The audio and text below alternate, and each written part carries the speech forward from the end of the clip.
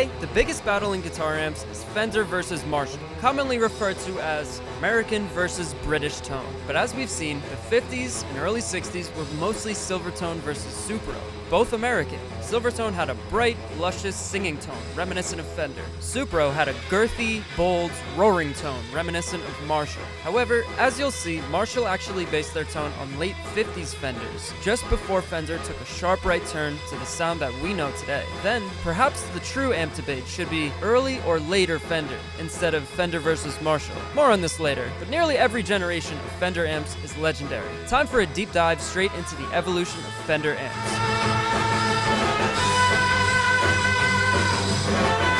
In 1948, the first generation of Fender amps were released. Models include the Champion 600 and Champion 800, which later evolved into the long-running Fender Champ. They came to be known as the TV fronts, since the rectangular grill cloth looked much like the TVs of that era. The wood was not yet covered, only stained. Want one? Only $7.75. Not super reliable, but great to have a piece of history. In 1952, the original Fender Bassman, 5B6, was introduced as a bass amp. Only 660 were produced. In 1953, the cabinet designs were changed to the so-called wide panel design, with a 5-inch wide tweed covered panel above and below a wider swath of grill cloth.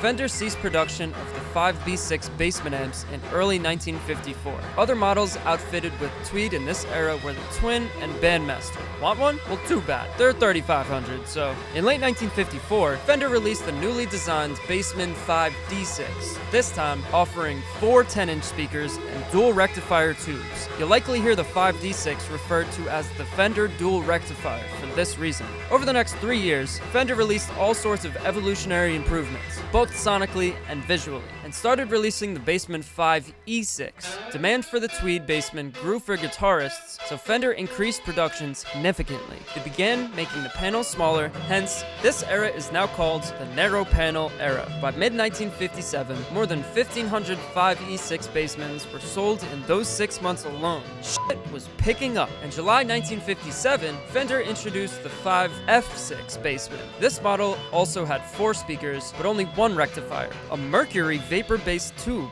This amp truly broke new ground with the new tone controls. It included a 3-knob tone stack with separate controls for treble, mid, and bass. Leo Fender was obsessed with clean tone and never desired overdrive. For this reason, he outfitted this amp with an updated long-tailed pair phase inverter, an innovation that noticeably increased the headroom, that is, clean power output capability of the amp. Basically, how much can you turn it up before it distorts? Before the end of the decade, Fender released one more update, the 1959 Fender Bassman 5F6A. This Bassman model included a change from the mercury vapor rectifier tube to the famous GZ34 rectifier tube, as well as the enhancement within the presence control. Now listen up, this is the most influential amp of all time, by far, not only from its famous usage, but also because Marshall based their amps off of this. It used one 12A7 tube in the preamp stage, 2 6L6 tubes, and 2 12AX7s in the output stage.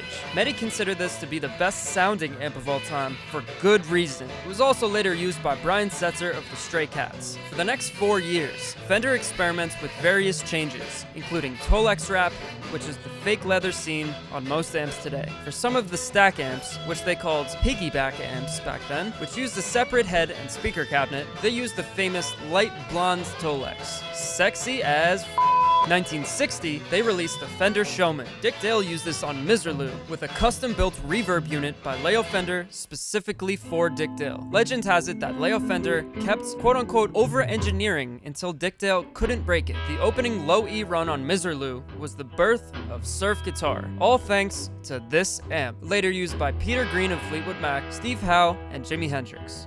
In 1961, New Jersey-based Ampeg Amps produced the first commercially available amp to include an onboard spring reverb, the Ampeg Reverber Rocket. The Reverber Rocket predated Fender's Vibroverb by nearly 2 years.